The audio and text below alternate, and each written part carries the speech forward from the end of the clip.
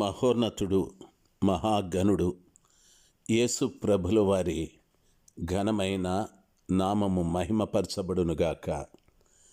ఈ రోజున ప్రత్యేకముగా సంఘములన్నీ కూడాను ఆత్మీయంగా పరలోకం వైపు నడవటానికి ప్రభువు కృప దయచేయలాగన నడిపించే పరిశుద్ధాత్మ దేవుని ప్రతి బిడ్డ కూడా పొందుకొనులాగున ప్రార్థన చేద్దాం. లోకరక్షకుడవైన మా యేసయ్య, నీ ఘనమైన బలమైన పవిత్రమైన అయ్యా ప్రేమ కలిగిన మీ నామమునకై వేలాది వేల స్తోత్రాలు తండ్రి. ఈ భూమి మీద సంఘములుగా ఏర్పాటు చేయబడిన సంఘములో ఉన్న ప్రతి బిడ్డని, ప్రతి కుటుంబాన్ని నీ పవిత్ర పాదముల చెంత పెట్టి ప్రార్థిస్తున్నాను. బిడ్డలు ప్రభువా, ఈ ఆత్మీయ ప్రయాణంలో తండ్రి మీతోనూ, మీ వాక్యముతోనూ, పరిశుద్ధాత్మతోనూ, మీరు కల్వరిలో కార్చిన ప్రశస్తమైన రక్తముతోనూ వారు ప్రయాణము చేయుటకు సహాయము చేయండి. ఏ బిడ్డ కూడా ప్రభా వీరి మధ్య నుండి ప్రక్కకు తొలగకుండా తండ్రి పరలోక వైపు నడవటానికి వీరిని కలిగి ప్రయాణము చేయుటకు సహాయం చేయండి. మీరే మహిమ పొందుకొనండి. యేసు నామంలో ప్రార్థిస్తున్నాను తండ్రి. Amen, amen. కృపగల దేవుని నామంలో ప్రియులారా, మీ అందరికీ ప్రభు యొక్క దీవెనలు కలుగునుగాక. నవంబర్ మాసము 5వ తారీఖు 2020 గురువారం. సంఖ్యాకాండము 33వ అధ్యాయం. ప్రియులారా, 5వ వచనములో ఉన్న విషయాలు ధ్యానించుటకు ప్రభువు మనకు కృప దయచేయునుగాక. పరిశుద్ధ గ్రంథమైన బైబిల్లో సంఖ్యాకాండము 33వ అధ్యాయం దేవుని వాక్యం సెలవిస్తుంది. ఆ 33వ అధ్యాయములో మొదటి భాగాలలో ఉన్న ప్రయాణపు కార్యాలను చదువుకున్న బైబిల్ ఈ రీతిగా సెలవిస్తుంది. మోషే యెహోవా సెలవిచ్చిన ప్రకారము వారి ప్రయాణములను బట్టి వారి సంచార క్రమములను వ్రాసెను. వారి సంచార క్రమముల ప్రకారము వారి ప్రయాణములు ఇవి. మొదటి నెల 15వ దినమున వారు రామేసేసులో నుండి ప్రయాణమై పస్కా పండుగకు మరునాడున వారి మధ్యను హతము చేసిన తొలిచూలునందరినీ ఐగుప్తీయులు పాతిపెట్టుచుండగా ఇజ్రాయేలీయులు ఐగుప్తీయులనందరినీ కన్నుల ఎదుట జయోత్సవముతో బయలుదేరి వచ్చారు. అప్పుడు ఐగుప్తీయుల దేవతలకు యెహోవా తీర్పు తీర్చెను. ఇజ్రాయేలీయులు రామెసేసులో నుండి బయలుదేరి సుక్కోతులో దిగిరి. సుక్కోతులో నుండి బయలుదేరి అరణ్యపు కడనున్న ఏతాములో దిగిరి అని వాక్యం సెలవిస్తుంది. ఇశ్రాయేలు ప్రజలు రామసేసు నుండి సుక్కోతులో వారు దిగారని వాక్యము సెలవిస్తుంది. సుక్కోతు అను మాటకు పర్ణశాల అనేటటువంటి అర్థాన్ని ఇవ్వబడింది. పర్ణశాలలు అని. ఈ పర్ణశాలల పండుగను ఇజ్రాయేలీయులు 7 దినములు ఆచరించేవారు. ఈ 7వ నెలలో 3వ పండుగ ఇజ్రాయేలీయులు దీన్ని ఆచరించేవారు. ఈ పర్ణశాలల పండుగ యొక్క ఏర్పాటు పరిశుద్ధ గ్రంథమైన బైబిల్లో నిర్గమాకాండము 23వ అధ్యాయం 16వ వచనంలో ఈ రీతిగా రాయబడింది.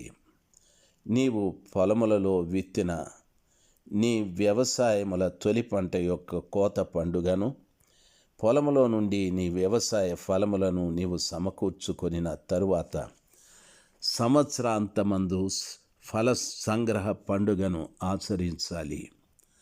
సంవత్సరమునకు 3 మారులు పురుషులందరూ ప్రభు అయిన యెహోవా సన్నిధిని కనబడాలి అని వాక్యము సెలవిస్తుంది.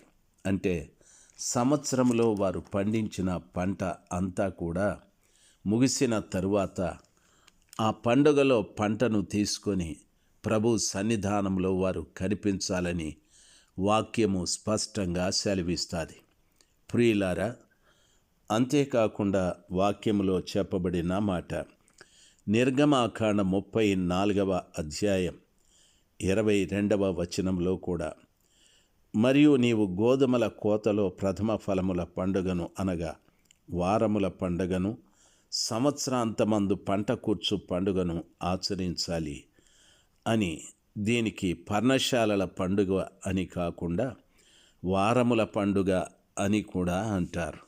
ప్రియ దైవ జనాంగమా, పరిశుద్ధ గ్రంథమైన బైబిల్లో లేవియా కాండం 23వ అధ్యాయం 33వ వచనం 36వ వచనంలో కూడా వాక్యం ఈ రీతిగా సెలవిస్తుంది. మరియు యెహోవా మోషేకు ఈ రీతిగా చెప్పాడు, నీవు ఇశ్రాయేలీయులతో ఈ రీతిగా చెప్పాలి, 7వ నెల 15వ దినమున మొదలుకొని 7 దినముల వరకు యెహోవాకు పర్ణశాలల పండుగను జరపాలి. వాటిలో మొదటి దినమున మీరు పరిశుద్ధ సంఘముగా కూడుకోవాలి. అందులో మీరు జీవనోపాధి అయిన ఏ పనియూ చేయకూడదు. 7 దినములు మీరు యెహోవాకు హోమము చేయాలి. 8వ దినమున మీరు పరిశుద్ధ సంఘంగా కూడి యెహోవాకు హోమార్పణము చేయాలి. అది మీకు వ్రతదినముగా ఉంటుంది. అందులో మీరు జీవనోపాధి అయిన ఏ పని కూడా చేయకూడదు అని ప్రభుల వారు మోషేకి పర్ణశాలల పండుగను ఆచరించవలసిన విధానాన్ని గురించి చెప్పాడు. ప్రియ దైవ జనాంగమా, వారు హోమమును అర్పించాలి అని చెప్పాడు.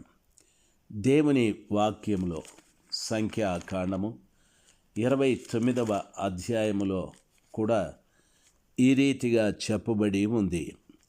12వ వచనం 29వ అధ్యాయము 12వ వచనంలో, మరియు 7వ నెల 15వ దినమున మీరు పరిశుద్ధ సంఘంగా కూడాలి.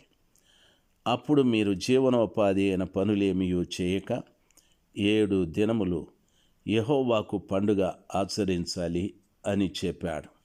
ప్రియులారా, ఈ రీతిగా దేవుని వాక్యంలో చెప్పబడినట్లుగా దేవుని సన్నిధానంలో బిడ్డలందరూ కూడా వారి పంట ఫలములను సంవత్సరాంతమున తీసుకొని వచ్చి దైవ సన్నిధానంలో వాటిని అర్పిస్తూ మహోన్నతుడైన దేవునికి దాన్ని అర్పణముగా అర్పించి 7 రోజులు పండగని ఆచరించాలని వాక్యము సెలవిస్తుంది.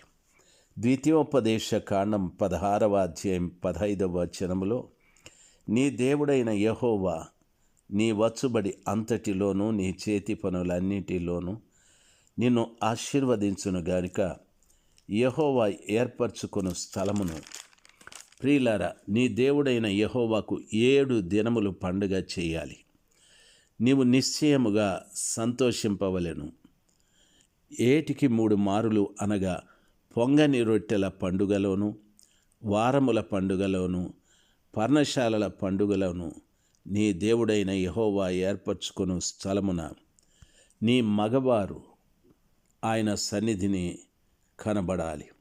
వారు వట్టి చేతులతో యెహోవా సన్నిధిని కనబడక, నీ దేవుడైన యెహోవా నీకు అనుగ్రహించిన దీవెన చొప్పున ప్రతివాడు తన శక్తి కొలది ఇయ్యాలి అని వాక్యము సెలవిస్తుంది.